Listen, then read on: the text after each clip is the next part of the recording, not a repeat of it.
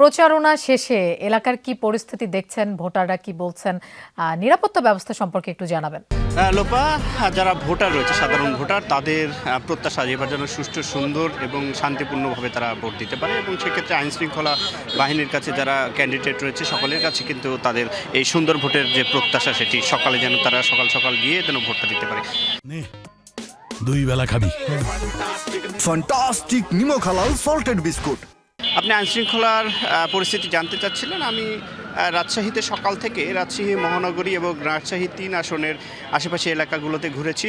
প্রত্যেকটি এলাকাতেই আইনশৃঙ্খলা বাহিনীর সদস্যরা তারা গুরুত্বপূর্ণ মোড়ে চেকপোস্ট বসিয়ে কিন্তু তারা তাদের দায়িত্ব পালন করছেন। এবারে ভোট কেন্দ্রগুলোতে বাংলাদেশ সেনাবাহিনী এবং বিজিবির টহল টিম তারা ঘুরে ঘুরে সেগুলো পর্যবেক্ষণ করছেন, দেখছেন। এবং এক কথায় বলা যায় যে এখন পর্যন্ত আইনশৃঙ্খলা বাহিনী অনেকটা তাদের যে নজরদারি গোটা শহর এবং রাজশাহীর যে 6টি আসন রয়েছে, এই 6টি আসনই কিন্তু নিরাপত্তার চাদরে তারা ঢেকে দিয়েছেন।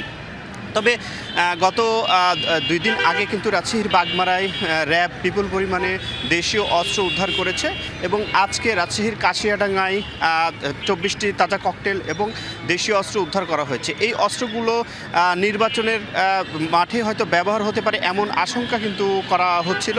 তবে আইনশৃঙ্খলা বাহিনী তারা সর্বদা রাজশাহীর প্রত্যেকটি জায়গাতে খোঁজ নিচ্ছেন এবং যারা এই চক্রটি রয়েছে, যারা এই দুষ্কৃতিকারী রয়েছে, তাদের দুষ্কৃতিকারীদের কিন্তু বিরুদ্ধে আইনশৃঙ্খলার বাহিনীর কিন্তু জিরো টলারেন্স এবং তারা প্রত্যেকটি এলাকায় কিন্তু কোনো অনাকাঙ্ক্ষিত ঘটনা যেন না ঘটে, মানুষ যেন সুষ্ঠুভাবে সুন্দরভাবে ভোট দিতে পারে সে বিষয়টি নিয়ে কিন্তু তারা মাঠে নেমেছেন, কাজ করছেন।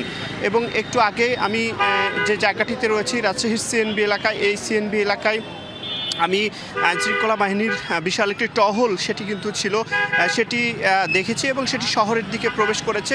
গোটা শহরে কিন্তু তারা যাচ্ছেন। বেশ তৎপর আছে আইনশৃঙ্খলা বাহিনী, সুষ্ঠু নির্বাচনের জন্য সব রকম প্রস্তুতিও তারা নিয়েছে। ধন্যবাদ তারেক আমাদের সাথে যোগ দেওয়ার জন্য।